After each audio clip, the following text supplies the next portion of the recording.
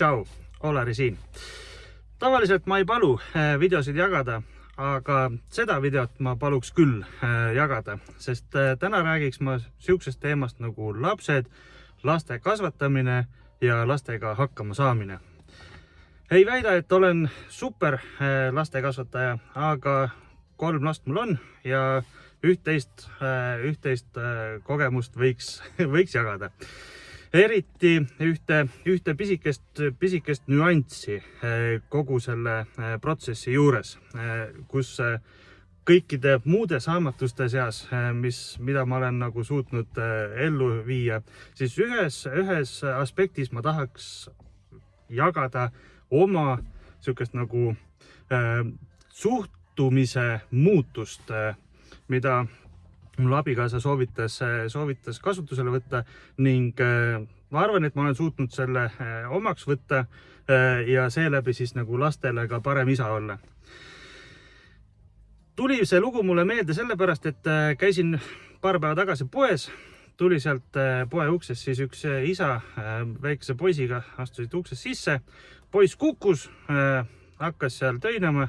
Ja siis isa ütles klassikalised sõnad, ei ole midagi, mis virised siin, poisi püsti ja lähme, pole häda kedagi sul. Aga on küll, et poiss kukkus, sai haiget, tal oli paha, midagi hakkas valutama tal seal ja sellel hetkel ütelda poisile, et ei ole midagi, siis see tegelikult ei ole õige. Tegelikult ju laps sai haiget.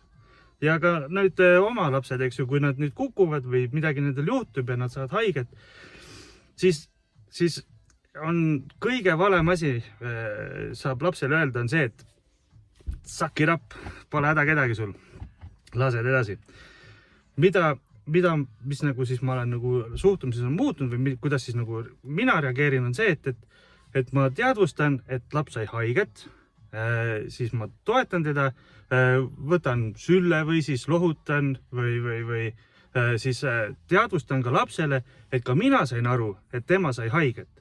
Ja juhul, kui ta siis soovib mingisugust toetust või siis soovib sihukest nagu lohutust, siis ma olen tema jaoks olemas. Annab see 2 asja. Esiteks ma teadvustan, et see laps sai haiget ja laps saab aru, et mina sain aru, et tema sai haiget. See aitab seda nagu vibe'i aitab nagu hoida, et see laps nagu võtab mind nagu edasi ka tõsiselt. Kui ma ütlen, et ei ole midagi, siis lapse jaoks on nagu, et oota, kuidas ei ole midagi, ma sain ju haiget.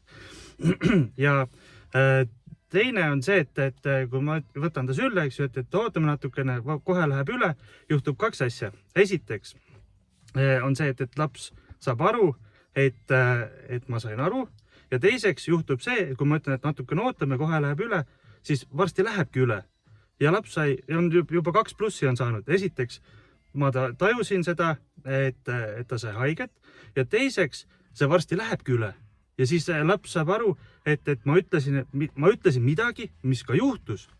Ehk et see annab nagu ka järgmistele minu ütlustele lapsele, annab selle kindluse, et kui ma ütlen midagi, siis see lähebki niimoodi. Vastupidiselt sellele, et kui ma eitan kõike tema seda, neid kannatusi, mis tema selle kukkumisega nagu läbi, nagu, mis ta nagu üle elab, siis ma pisendan kogu tema seda nagu eneseväljendust ja siis enesest nagu arusaamist, mis tegelikult pikas perspektiivis võib nagu lapsele negatiivselt mõjuda. Aga niimoodi last toetades, siis ka see lapse usaldus minu vastu nagu tõuseb.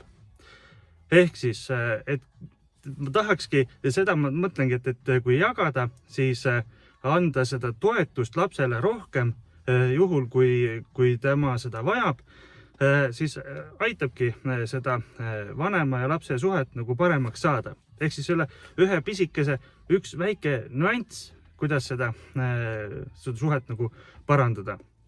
Seal on mustmiljon muud asja veel, kuidas saab lapsega paremini hakkama saada.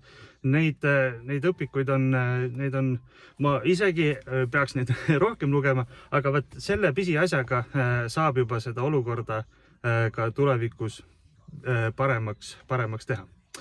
Siuke mõte täna. seda kindlasti võib jagada ja siis paremaks seda pere suhtlust viia. Võt, siuke mõte täna. Hoiame sidet ja järgmise korrani.